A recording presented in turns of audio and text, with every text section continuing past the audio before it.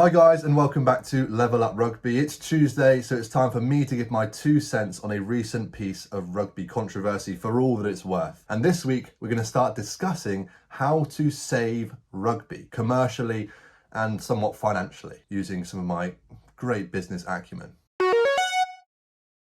Recently, we've seen both Worcester Warriors and Wasps both being confined to relegation as a result of going into administration. But could this have potentially been saved by them themselves, or does the game itself have a bigger responsibility to take for this? I am no financial advisor. This is not financial advice. I don't know the books of both the clubs nor of rugby as a whole. What I do know a little bit about, however, is business. I've studied it from GCSE all the way through to degree level. That's what I'm studying now at Loughborough University. So hopefully I know a little bit of something about how to save the business commercially. The finances, give that to an accountant. I have no idea how to sort those books out, but business-wise, I've got a few ideas about how to save the game. Now, the key word that rugby throws around an awful lot as a whole, be it the RFU or any other competition, is growth. We want to grow the game. We want to expand. We want to reach new territories. We want to increase the number of viewers we have, and we want to increase viewer engagement. Those are the two metrics that truly determine growth. Viewers, the number of them, and the engagement of those viewers. Those are the two things we need to target to grow the game. I know this very well myself through my own business, but regardless of the content type, be it educational content or entertainment content, engagement is what allows a business to survive. It's what allows a business to grow. Engagement is what makes money. But how do viewers engage? First and foremost, the most obvious one is people viewing the event, whether that's live in the stadium through ticket sales, or whether that's through a live stream of the event, be it on BBC, ITV, Amazon Prime, as we're seeing at the moment. The more people that invest into viewing the event itself, the more advertisers will pay to have their advertisements put either in the stadium or in halftime breaks. It's as simple as that. Engagement can also be seen through product sales. If people engage more with the brand or the business, in this case England Rugby or Premiership clubs, then they're more likely to buy products. Of course, the products themselves have to have an innate value. You can't just have valueless products and then stick a brand on it and say, here you go, and then expect people to buy it. But regardless, the more people you get that in front of, more likely they are to buy it. Finally, you have the example of interaction via social media. That engagement helps drive posts and reach the post to further places. Again, growing the number of viewers seeing those posts. So as we can see, regardless of the kind of content you're putting out, whether it's educational or entertaining, engagement is at the center of it all. We need to increase engagement. Now, specifically with rugby then, it sides on the side of entertainment rather than educational content, although, again, it's another way of growing the game, as we'll come on to. And now, to increase viewer engagement, to increase the number of viewers and the engagement per viewer, the business needs to invest. But invest in what? How do we invest to grow the engagement? Well, first of all, the first question of how you invest is, are you actually able to invest? Do you have enough finance to invest, to reinvest back into the company after you've spent it on wages, etc., etc.? Do you have any money left to reinvest into the game? So as you can see, there's kind of a cycle here where to have more finance to grow the game, you need to have more viewers. And to have more viewers, you need to be able to invest to make the content more engaging and entertaining. And to do that, you need more viewers, and so on and so forth. That's the cycle. If you increase your viewership directly, that's the greatest form of engagement to sell to advertisers, then you can reinvest. But how do you do that without having any money in the first place, as we can see with these clubs going into administration? Well, there are some ways to artificially grow and increase engagement. Of course, there's the natural route of providing an entertaining game. That's why we see the likes of rugby, football, cricket dominating the sporting world, because people find them the most entertaining. It's just the way that it is. That's why that sport's grown in comparison to handball or swimming. People are more interested in rugby and football and cricket and basketball in America and American football than they are in other sports. So they'll come to watch them because they find them more entertaining. That's the simple equation. Provide value and people will come and invest. It's simple as that. But how can we artificially create that value? How can we bring more value to our consumers to convert them into customers that provide us with finance to help us to reinvest? That is the solution. The best example of what I mean by artificially growing the game or growing the sport is through horse racing. Now, I don't know many people who are actually interested in horse racing itself, but regardless, whenever you turn up to Ascot on a race day, it is ram-packed full of people. Why is that? Why are these people engaging with a sport they have no particular interest in? Gambling. That's why people like higher stakes. They like the intensity. They like the drama of the win or the loss. That's what creates the whole issue with gambling as a whole, as a sidetrack, but what brings people to the sport. It's an artificial way of growing it. They haven't made the race any more interesting. They haven't told you about the history of the horse and the history of the jockey. It's just, I put money on this, I care more now. That's the value about winning, losing, the emotional involvement. That is what brings engagement to the sport and what raises the whole profile of horse racing as a whole. That's a way of artificially creating more value. But that's already a thing. Sports betting is already pretty large. You've already seen with the Guinness Match Pint Predictor, or Fanzo as it's called now. That's another way of increasing engagement artificially rather than directly through the game organically. So we've seen that get incorporated through creating your favorite match 15 to get the most points in your artificial league and things like that. That's one way of doing things. That's a very specific way of doing things. But first and foremost, we're going to think of ideas of how to make the game itself more entertaining, rather than these artificial sidetracks to growth through betting and things like that. That's one example. We're going to look at actual ways to make the game more interesting so that it's more valuable for the consumer, and therefore the consumer gets converted into a customer when they engage with the content over a prolonged period of time. So I actually have a few different ideas on how we can artificially and naturally grow the game, both simultaneously, but I really need to know your ideas because I'm one person and you're the millions out there. So please let me know down below what you think rugby should do to grow the game. Now, the first thing that the majority of people think about when it comes to rugby is how physical it is, how demanding it is on the body, all these collisions that are going on, if it's aerial, on the ground, in scrums, lineouts, all these physical actions that make the game so intense and so full of drama and just chaos, essentially. That's one thing that a lot of people love to see with rugby. Now, one issue that's taking a lot of physicality out of the game at the moment is the issue around player safety and red card. Now, as we see, a lot more players are getting red carded for reckless tackles. And I'm not saying that's a bad thing. However, is it making the game less valuable? Are players being more tentative in tackles, not risking going for the absolute killer tackle and instead backing off? And are we taking that element away from the game? Now, it's a really complicated question because does taking that contact element out of the game allow for more space and more tries to be scored? Is that the entertaining factor that we're really focusing on here by reducing the amount of contact? Now, I think it comes down to a balance. Player safety, of course, is at the top of the tree. That's of most importance for the longevity of our game. Otherwise, people just simply stop playing it. But undoubtedly, I think the majority of people will agree the fact that we want to keep rugby tough. There's some things about rugby that are just rugby incidents, and we've got to just let the game play on. Because if we take this massive thing that makes rugby rugby, the physical element out of the game, then we're just playing touch rugby. And at that point, that's why touch rugby is a lot less viewed, a lot less popular in the grand scheme of the business as a whole than the full game of rugby union. That's one aspect of it, the physicality of it. We can't take it away. So of course, player welfare comes at the top of the list, but how can we be a bit more conscientious of these laws and keeping the physicality and the intensity in the game? That's one idea that I have, is around those borderline decisions about red and yellow cards. But then again, the red cards, although some say ruin the game, create a lot of space in the game, which again leads to more attacking opportunities and more tries. So again, you let me know what you think. Do you think that rugby should remain physical and that we should be a bit more lenient with these decisions? Or is it the right thing to do for a player welfare stance, but also to increase the value of the game and make it more entertaining by there being more space, by more yellow and red cards, more tries being scored? Let me know down below. Now, the second thing I think that brings a lot of people to rugby is the intensity of it, the fast-paced nature of the game when the ball's in play. A lot of people are getting tired of the amount of ball out of play time. I remember hearing Ellis Genge speak about how there's actually more ball out of play time than there is ball in play time. And that's something that we want to reduce. People nowadays have an incredibly low attention span. If you don't engage them for 1 minute at a time, then they'll switch off and start doing something else. So first and foremost, we need to increase the speed of the game. It's something that's been spoken about a lot in recent times, reducing the amount of time it takes to set a scrum within safety precautions precautions, of course. We see the way that when a ball is held up over the try line, we have a goal line dropout instead of a 5-metre scrum now. Of course, it completely changes the game. I hear a lot of people saying that it's unfair because the attacking team are in the ascendancy, they should be rewarded with an attacking scrum that they usually score from. It takes that element out of the game. But in truth, it does speed it up. Think about the amount of times you get a reset scrum 5 metres out again and again and again. You think about the 100-minute game that France played against Wales.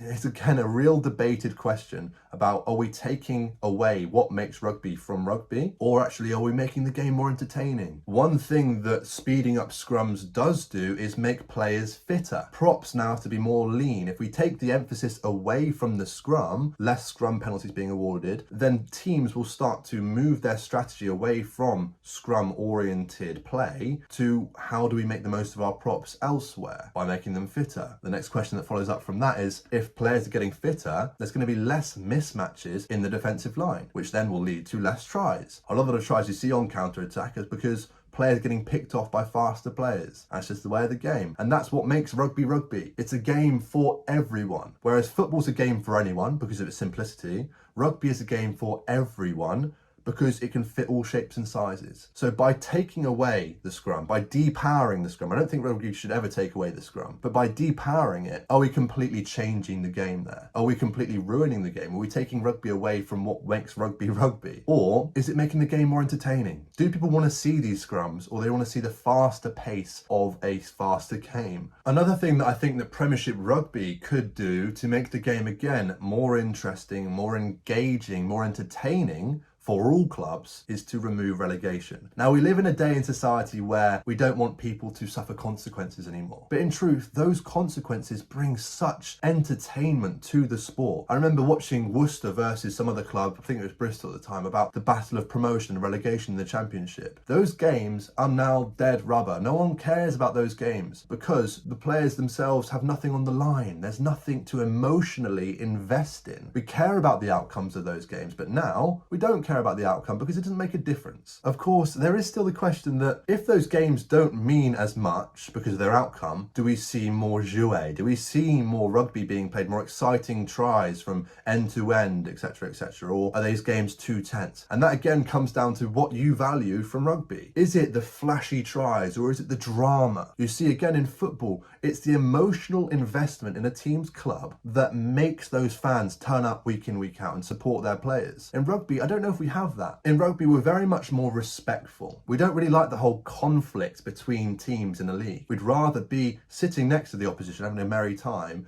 than shouting abuse at people. I'm not encouraging shouting abuse at all. What I'm saying is increasing the drama in rugby through the inclusion of relegation. Therefore, teams have something to fight for. Fans have something to cheer for and turn up for on the weekend and watch on the TV on the weekend. Without that, they just turn up, watch a bit of jouet and go home. What is better? Seeing a high intensity game full of passion and drama and essentially consequences, or seeing an exciting game full of jouet tries and over the top passes and ships over the top and exciting play like that? What's better? Can you not have both? However, again, of course, there are consequences to relegation, especially financially, that some clubs just can't overcome. When you get dropped down into the Championship, it's a difficult place to get out of financially. So what can we do to help that situation? Well, I've heard a few people speaking about a split up of the Premiership into two Premiership leagues, whether you call them Premiership 1 and Premiership 2, whatever, so that the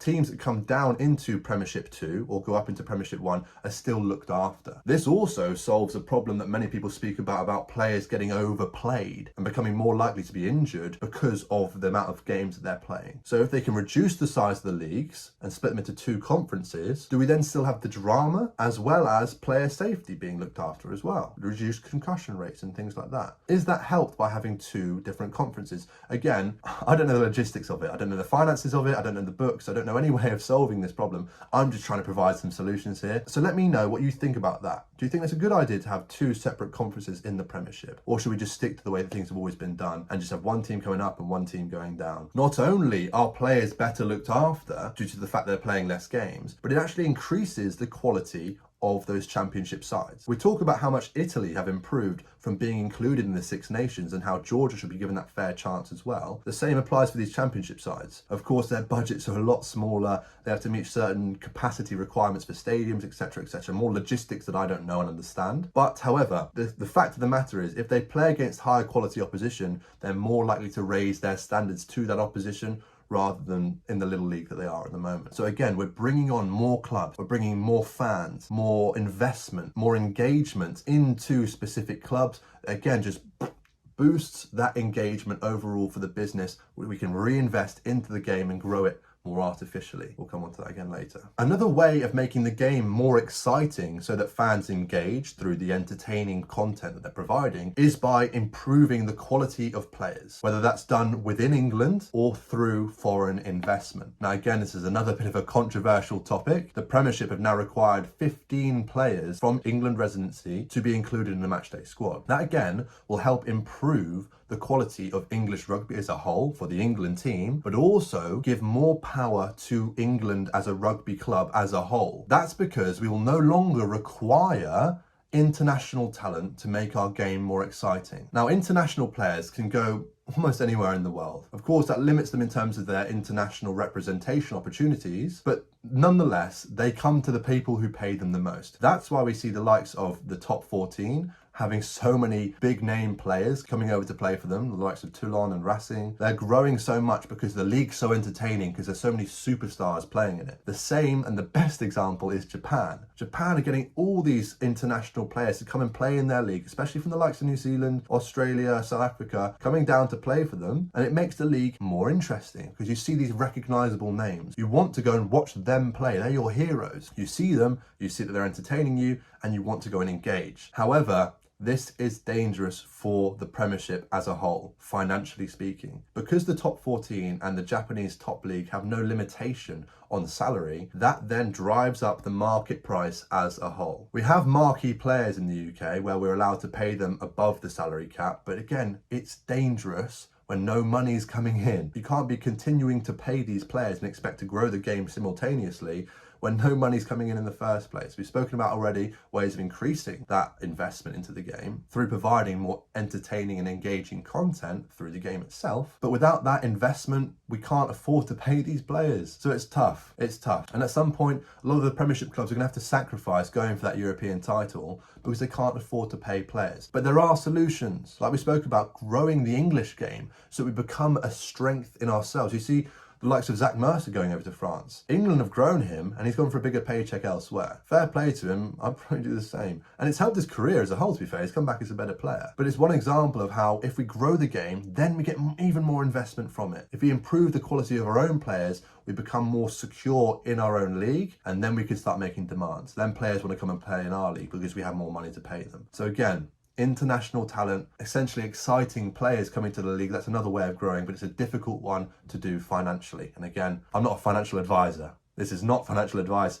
It's just one way of making the league more interesting. So that's how to grow the game organically. That's why some sports have been more successful over the course of time than others. In a free market, people will go to the sport they find most entertaining. This isn't a socialist party where the government require you to watch this sport. No, this is a free market where people go to what they find most entertaining. And that in the most case is football in the UK. But it's also rugby and cricket, the predominant sport. And that's why they've had more success than other sports, likes of triathlon and swimming or cycling. And that's a lot of triathlon sports. The likes of diving, blah, blah, blah. It's why, for example, Red Bull are having so much success with all their extreme sports. The danger involved, the excitement around that danger is what causes people to invest and engage in those sports. That's why they're growing more. And that's what rugby have to do. They have to make the game more entertaining so that it engages people. But that depends and is so subjective on the viewers' wants and needs. Some people like to watch scrums.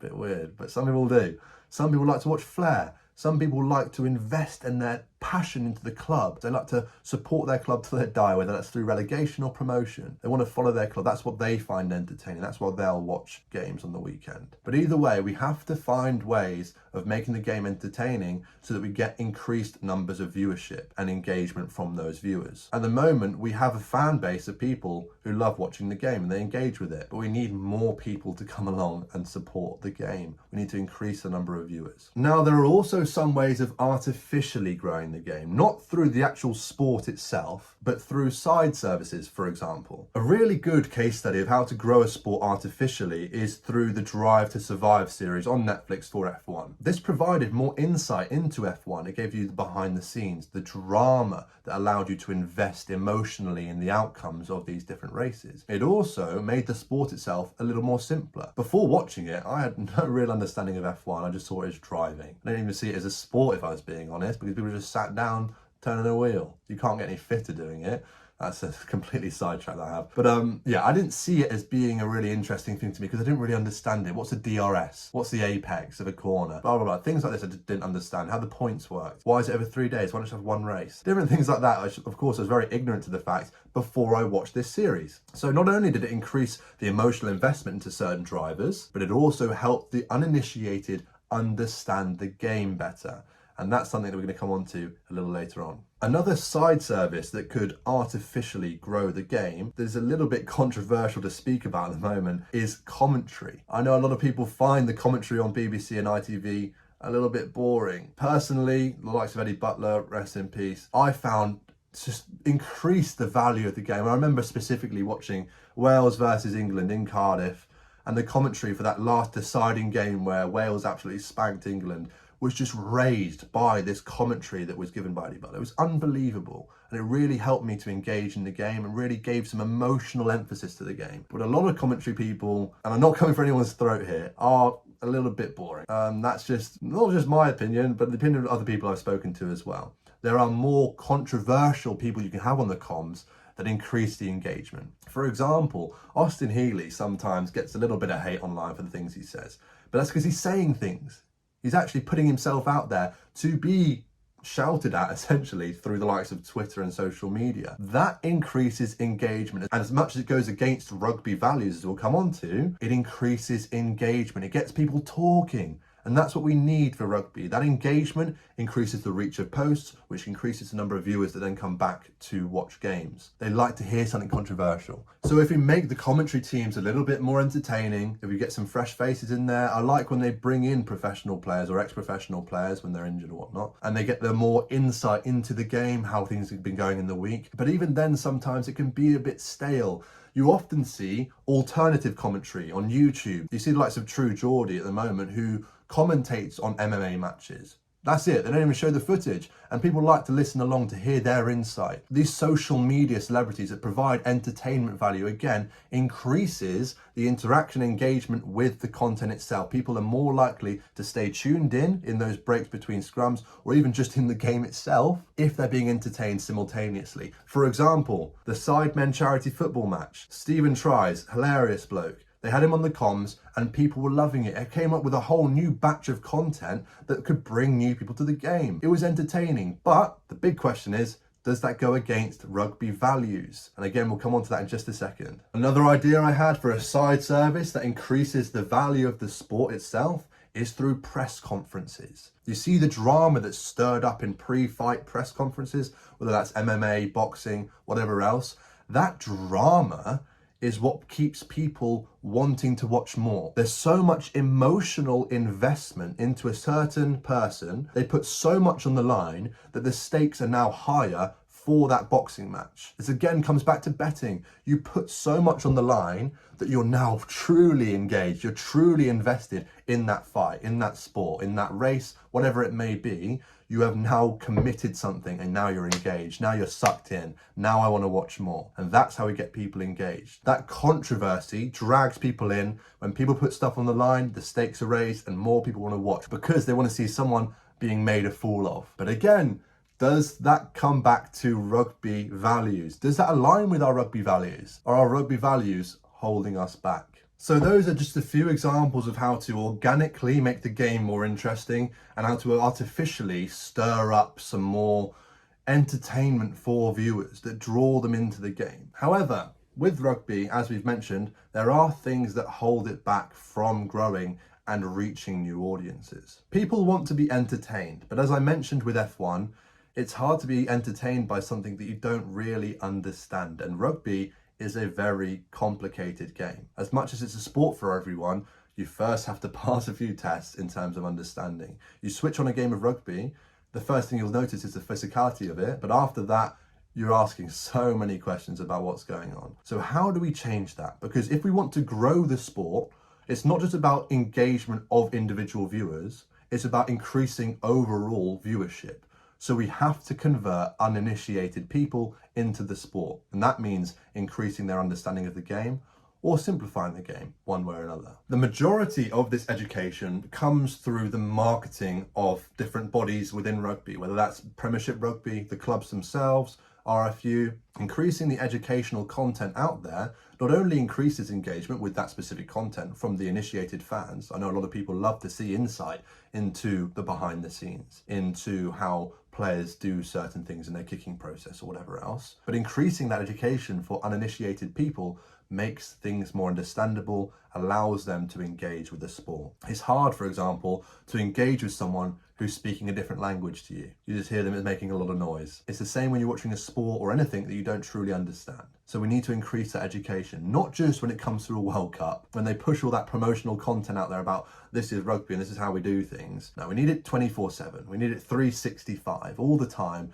to make sure that those uninitiated fans have a better understanding. And I'm not talking about some dodgy, awful RFU website. I'm talking about understandable content, spoken in the language of an uninitiated person so that they can increase their engagement with our beautiful game, as we seem to go on about all the time. It is a complicated sport, so we need to help those people who are uninitiated. Otherwise, we will not be able to grow the game. Growth comes from the engagement of viewers you already have, converting consumers into customers, and from growing the amount of viewership you have in total. And that means transferring uninitiated people into initiated people. And it's not enough just to say, get down your local club. We need to actually help these people and provide more educational content. As I mentioned, one example of it as a side service could be a Drive to Survive-esque Premiership Rugby content stream, whether that's on Netflix, Amazon Prime, on YouTube. I know England do provide insight into their rugby camp, but we need something that is more of a story being told. So it's more chronological so that more people can understand. Without that, no one's really going to change their mind about how they view rugby. Without that insight, like me with F1, it's just the same thing. I don't understand it, so therefore I'll never engage with it. Now I understand it. Now I've invested in it. I understand the drivers and the players and whatever else.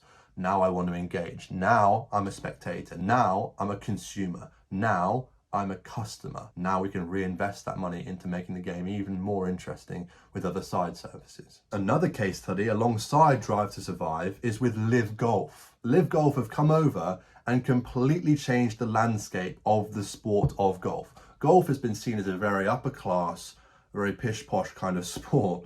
But now Live Golf have come along. They've changed the PGA Tour from being this shirt must be tucked in at all times kind of event to allowing content creators to come in and shout heckles at players as they're on a little par 3 hole. Now, is that not entertaining? Will that not go out to the reach of millions of people to see with these hilarious content creators that brings more attention to the sport of golf? Although people say that it, again, brings golf away from what makes golf golf, the respect element of it, the class element of it, having your sandwich at the turn.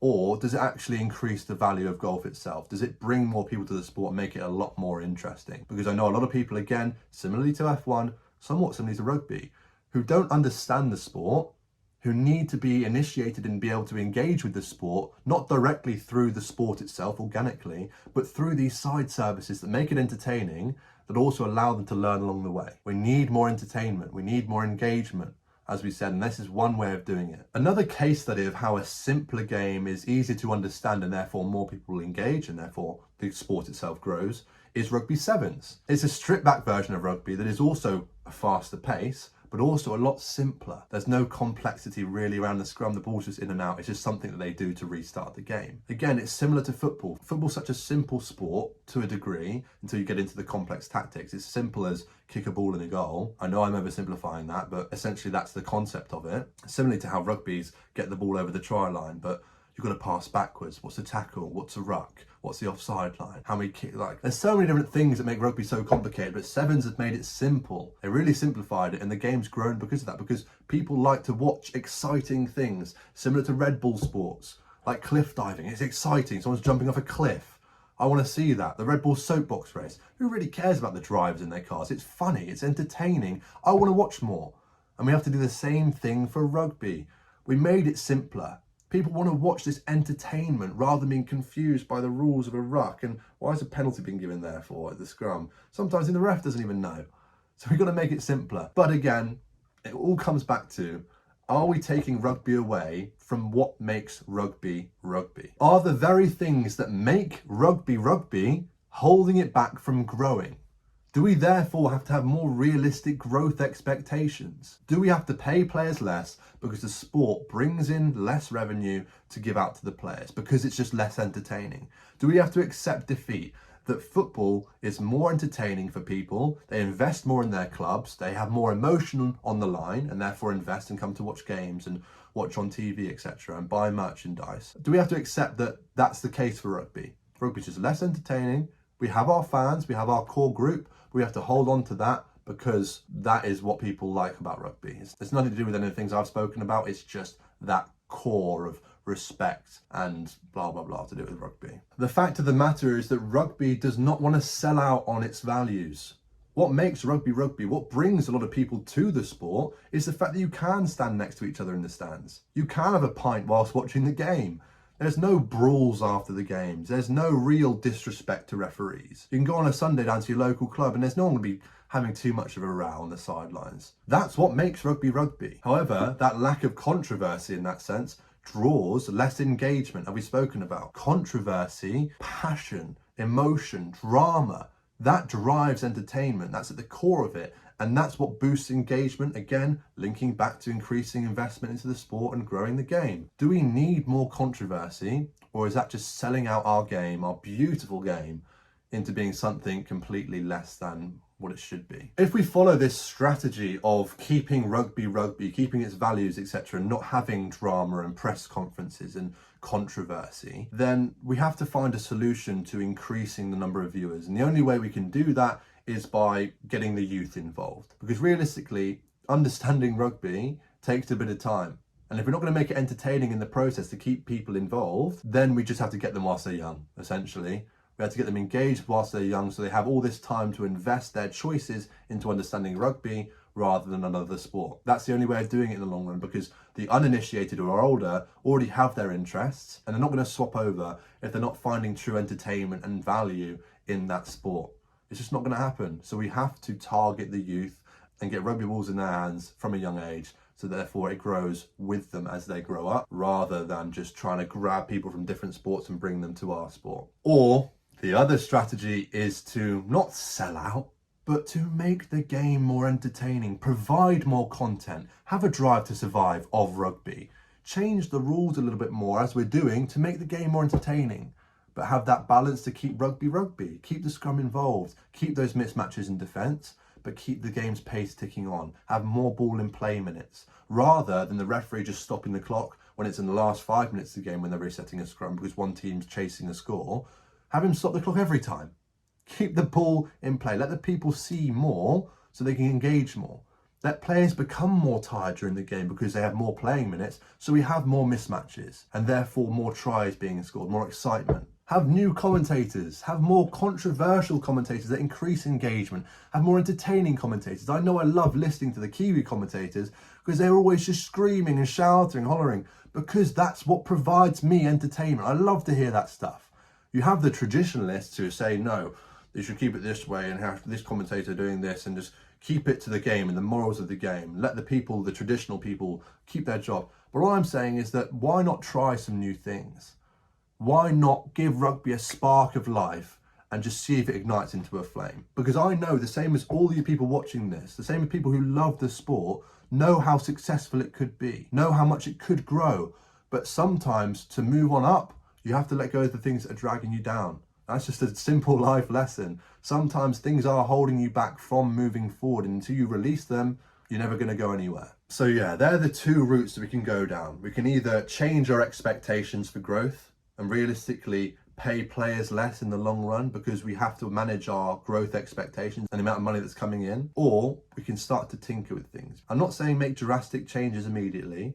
I'm saying change a commentator.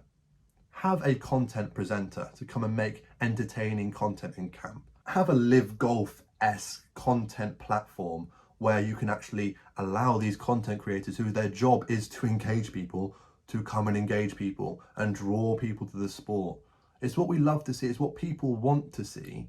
So let's give the people what they want. Grow the game. We can still hold on to our values because that's what makes rugby rugby. That's what brings people to the sport itself. So we're not saying to let go of that. What I am saying is to give other things a go. Give things a chance, and we might then be able to save these clubs. More people might come to watch games. More streams might be bought online. Therefore, the money can be reinvested into the league. We can afford different players. We can give people better pay packages. But whatever it is, we have to make the sport more engaging, whether that's through making it more exciting, more understandable, the sport itself, the game itself, or whether that's providing these side services. We have to increase engagement through entertainment and education.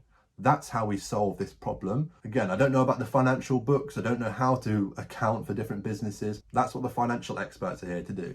What I'm trying to do is provide solutions to this problem commercially. More people engage, more people are viewing things, the advertising, the investment goes up, more people are buying kits for their favorite players. I think the names on the back of shirts, although a small thing, is a good idea. You're getting heroes in the game. Growing up, you want to be Owen Farrell. You want to be George Ford. You want to be these different players who you've idolized for so long. You want to represent them. You want to say, yeah, this is who I want to be when I grow up. So stick their name on the back of their shirt. Then people will get invested into the sport, and that investment boosts engagement. The educational content allows understanding of the game to grow, and therefore engagement increases. Entertainment makes things more interesting. That investment you have into the passion of your club, provide a platform to allow people to do this, and the game will grow. So as I said, please, please, please let me know your ideas. I want to know what you have to think, because these are just some things at the top of my head that I jotted down.